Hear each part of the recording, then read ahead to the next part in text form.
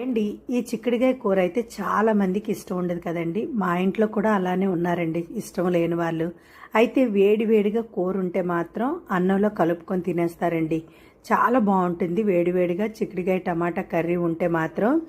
ఒకవేళ చల్లగా అయిపోయింది అనుకోండి, వేడి చేసుకొని మరీ తింటారండి. చాలా బాగుంటుంది, ఒకసారి ట్రై చేయండి. చిక్కుడుగాయలన్నీ చేతితో కానీ ఒలుసుకొని పక్కన ఉంచుకోవాలి, లేకపోతే చాకుతోనైనా కట్ చేసుకొని పక్కన ఉంచుకోవాలండి. కళాయిలోకి అయితే ఆయిల్ వేసుకొని ఆయిల్ వేడింది అనేటప్పుడు దంచుకుని వెల్లుల్లి, కట్ చేసుకుని పచ్చిమిరపకాయలు, కరివేపాకు, ఉల్లిపాయ ముక్కలు వేసుకొని ఉల్లిపాయ లైట్గా ఫ్రై అయింది అనేటప్పుడు చిక్కుడుగాయలన్నీ వేసుకొని ఒక్క నిమిషం అయితే చిక్కుడుగాయ ఫ్రై చేసుకున్న తర్వాత మూత పెట్టి 2 నిమిషాలు అయితే లో ఫ్లేమ్లో మగ్గించుకోవాలి. 2 నిమిషాల తర్వాత మూత తీసుకొని మరొకసారి బాగా కలుపుకొని మళ్ళీ మూత పెట్టి మరో 5 నిమిషాలు అయితే మగ్గించుకోవాలండి. మధ్య మధ్యన కలుపుకోవాలి. 5 నిమిషాల తర్వాత మూత తీసుకొని కలుపుకుంటే చిక్కుడుకాయ మ్యాక్సిమం ఉడికిపోతుందండి.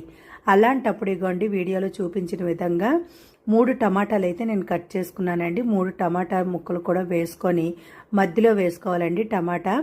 టమాటా మీద అయితే చిక్కుడుకాయలన్నీ కవర్ చేసుకుంటూ టేస్ట్కి సరిపోయినంత ఉప్పు, కారం, కొద్దిగా పసుపు, ధనియాల పొడి వేసుకొని కలపకుండా మూత పెట్టి 2 నిమిషాలు అయితే మగ్గించుకోవాలి.